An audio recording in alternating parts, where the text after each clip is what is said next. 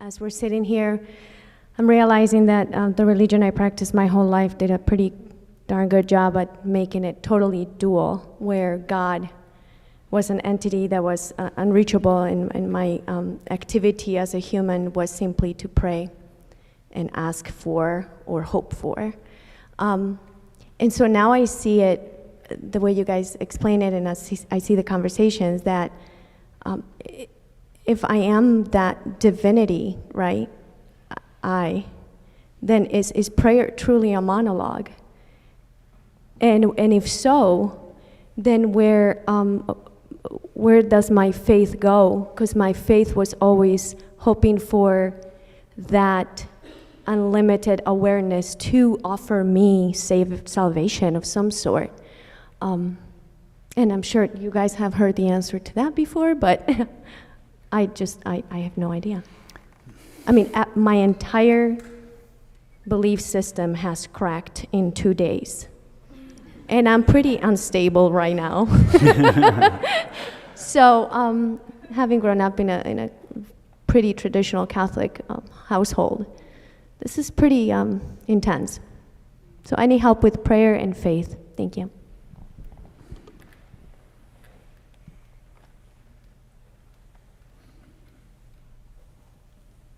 One of the reasons that these retreats are the form of these retreats is the way they are, with plenty of time in between our meetings, not too much silence, and there's plenty of conversation, is that this teaching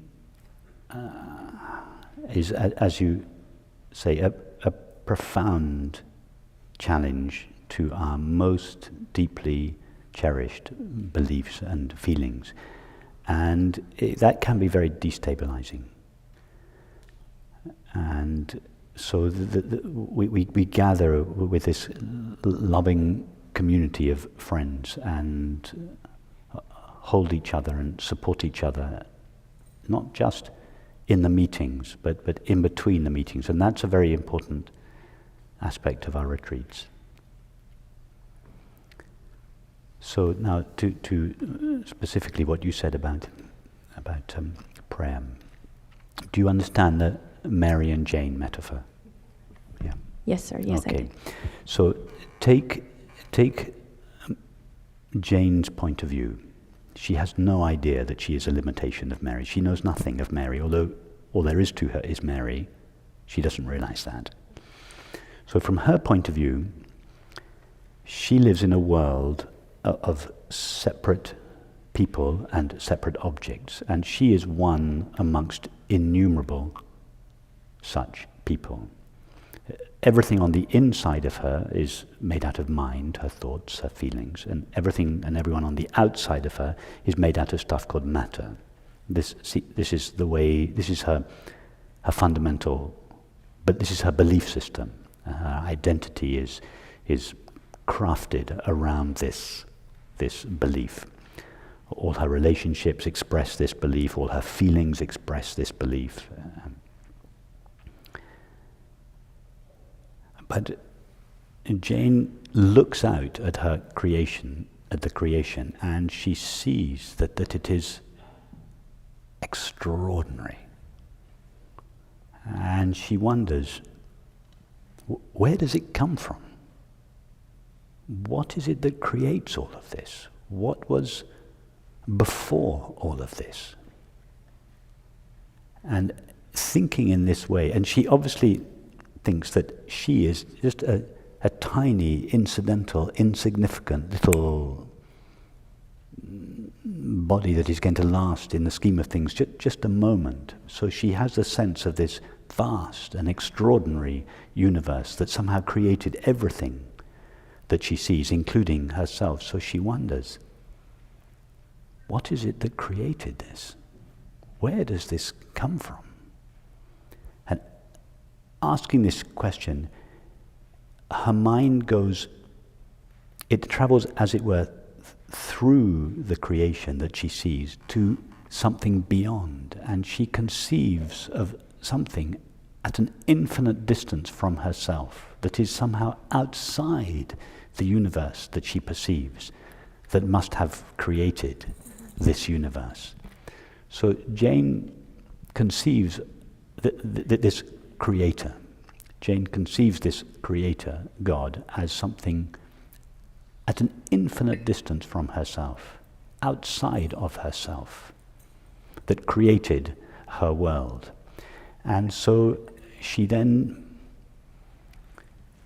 wonders, how could I ever have a relationship with this God at an infinite distance from myself? What would I have to do? And because this God is at an infinite distance from herself and essentially unknowable, the best she can do is believe in it. Pray to it, believe it. She has a feeling for it, and her feeling for God is very true. It comes from her intuition that there is something much bigger than her own finite self that gives rise to all of this. But she conceives of that something in a way that is consistent with her belief in being a separate self. So although her intuition about God or the ultimate reality is true, the way she thinks of it is simply a reflection of her belief in her sense of herself as a separate self. So she conceives of God as the separate other, at an infinite distance from herself. And this is the conventional religious model. What she doesn't know, although she intuits it, but what she doesn't know is that the ultimate reality, the ultimate creator of this extraordinary and vast universe that she perceives, is identical to her very own self. Her very own self, remember, is Mary's mind. And it is Mary's mind that has created the world she perceives.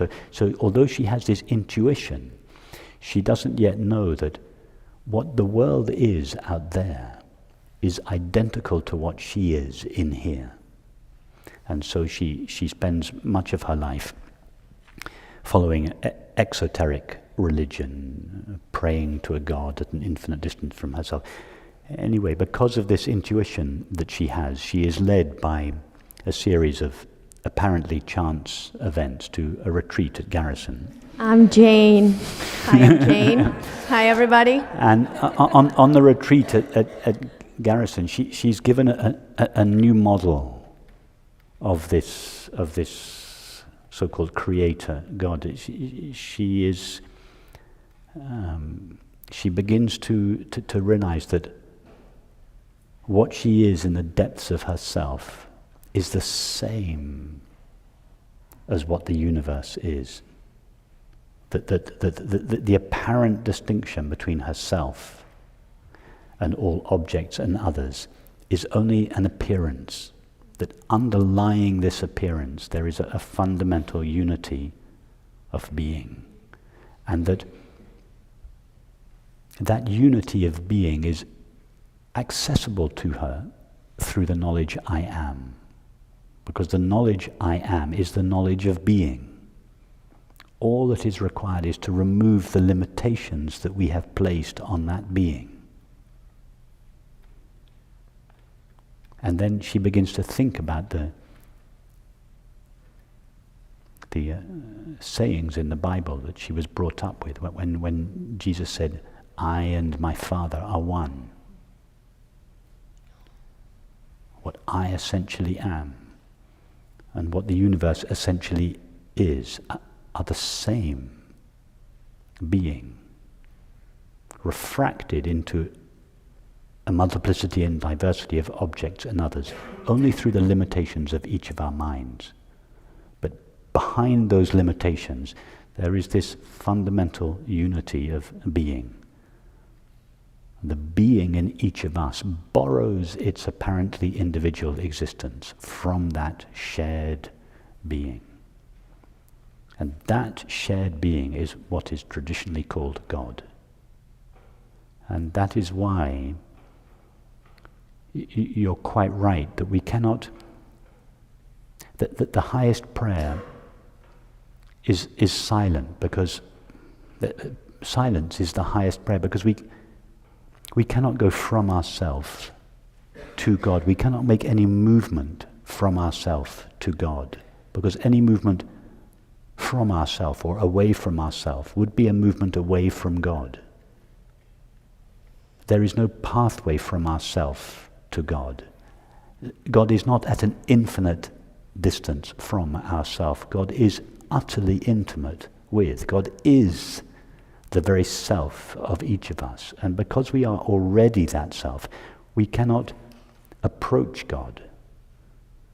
We cannot take a step towards God. Any step we take would be an apparent step away. In fact, we cannot even step away from God, because we take ourselves with us wherever we go.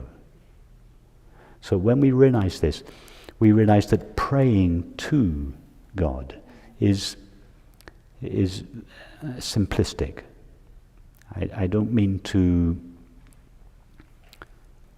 criticize it, because before Jane knows any better, it's all she can do, because Jane has this intuition.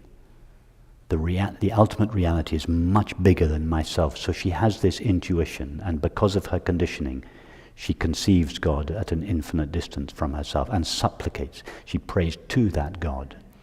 So I'm not criticizing that she doesn't know any better. But in time, her understanding is refined and refined and refined and refined until she realizes that the God that she has been praying to is the very self of herself.